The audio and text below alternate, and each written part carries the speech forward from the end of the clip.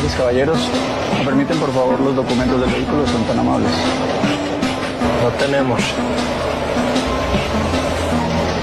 Su identificación, entonces, por favor. No tenemos. Supongo que el arma sí tiene salvoconducto, ¿no? Tampoco tenemos. ¿Y se puede saber por qué no tienen documentos de nada los caballeros?